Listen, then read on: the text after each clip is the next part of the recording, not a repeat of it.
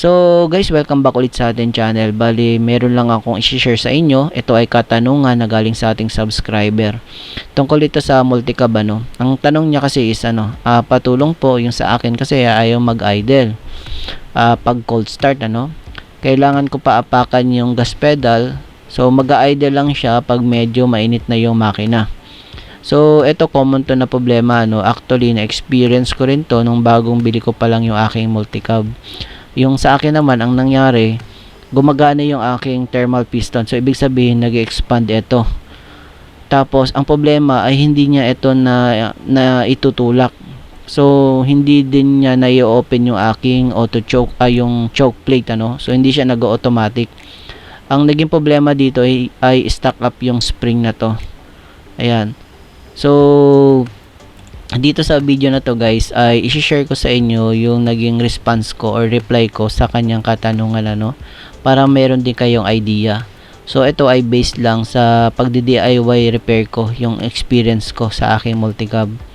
At the same time, i-share ko din sa inyo, ayan, yung mga video na to, gagawin natin siyang reference. Ayan. So importante guys na alamin natin yung bawat components or parts ng ating carburetor specifically sa ating carburetor para alam natin yung kanyang functionality, tapos para madali nating malaman kung may problema na yung ating carburetor kasi minsan guys ay may naapektuhan yung ating under ng ating makina, tapos later on lang natin nalaman na mali pala yung ating adjustment or may problema na pala yung ating carburetor So, yan. So, dito guys ay i-share ko sa inyo. So, dito tayo sa yung naging reply ko sa kanya.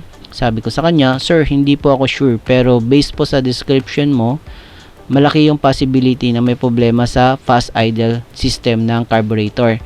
So, dito guys ay nag-base lang ako sa kanyang initial description Kasi maaring yung initial description niya ay hindi kompleto.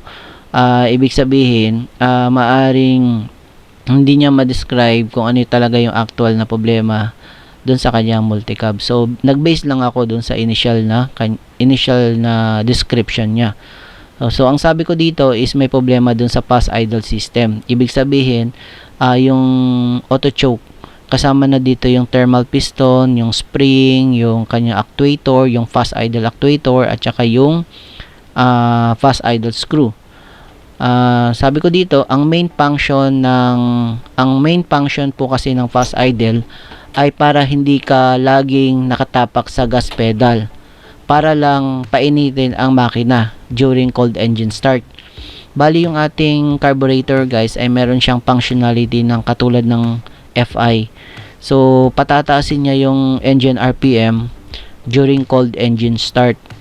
Tapos pag mainit na yung ating makina ay ino-normalize niya na yung engine RPM sa normal idle niya So dito ayan, so hindi ko na lang babasahin yung lahat. So puntahan niyo na lang yung video na yan, tapos makikita niyo yung response ko dito. So ito, i-highlight ko lang to. Ang sabi ko sa kanya dito ay ayan, so ang pwedeng gawin temporarily ay mag-adjust sa idle speed screw ng kaunti para mag-open ng kaunti ang throttle plate during cold engine start. So bali dito pinipersa pag nag-adjust kasi tayo dun sa idle speed screw, pinipersa natin na mag-open ng kaunti yung throttle plate. Pero ang downside nito ay naka-fix yung opening nito. Ayan, naka-fix yung opening niya. So ibig sabihin aksayado sa gas during idle.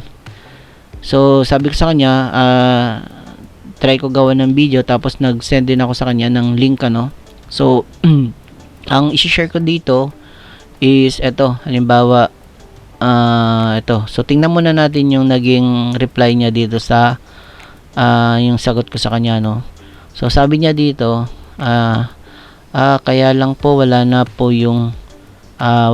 siyang automatic choke. So nagtutugma yung response ko sa kanya doon sa pangalawang response niya.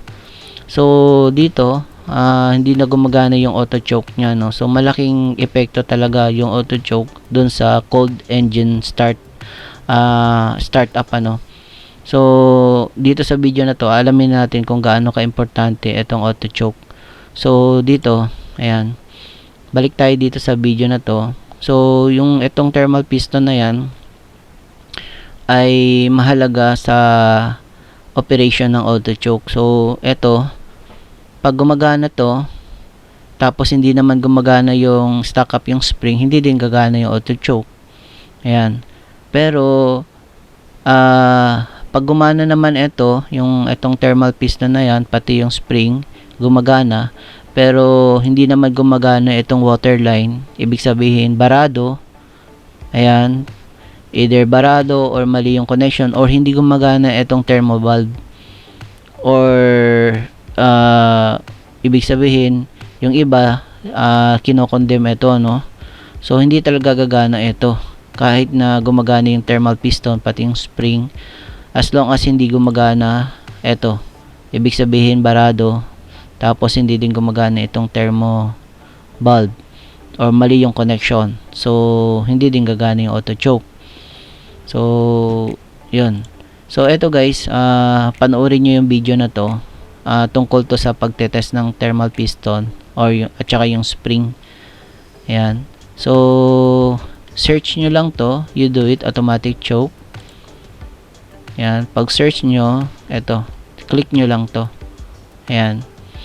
Tapos dito naman sa water line na to, search nyo lang to, U-Do-It then water line.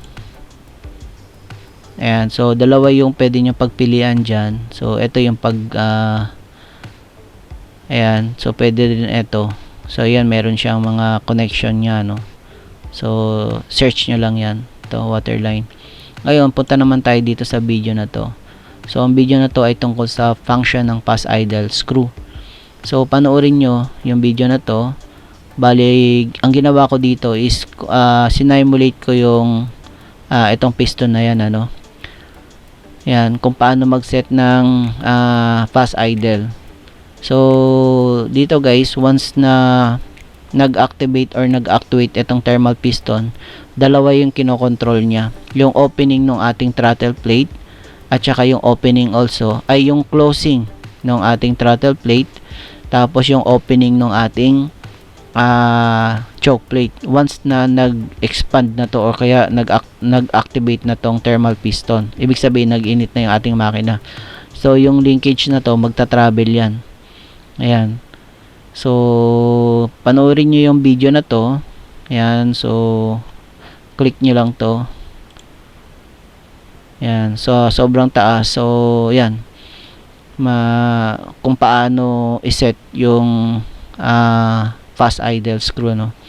Ngayon dito naman, dito sa video na to, ito yung solution for cold start engine, ano.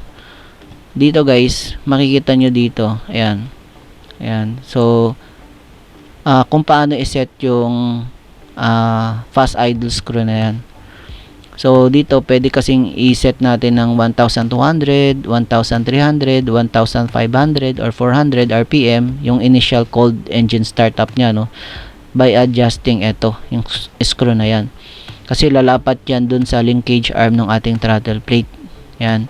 Ngayon, ang babantayan nyo dito pag nagkamali kayo ng adjustment ng screw na yan, once na tinapakan nyo yung gas pedal, ano, tas pag release nyo, ayaw niyang mag-normalize dun sa high RPM. So maaaring dito yung problema, yung setting na yan. So panoorin nyo yung video na to. Bali, pag sinearch nyo yan, U-Do-It, search nyo, tapos itong part 2, ayan, kung paano yung pagsiset. Ayan. Tapos dito naman sa part 3, ayan, kung paano yung epekto kapag, ayan to, eto, ayan, ayan. So paano yung epekto kapag wala siyang vacuum, eto, at kung meron siyang vacuum. Bali, kapag wala siyang vacuum, ipupush niya itong rod na yan. Tapos yung screw na yan at saka yung linkage arm dun sa ating throttle plate ay magdidikit. Ibig sabihin, pine-prevent niya na mag-fully close yung ating throttle plate. Ito. So, naka-open ng bahagya yung ating throttle plate doon. Konting-konti lang para lang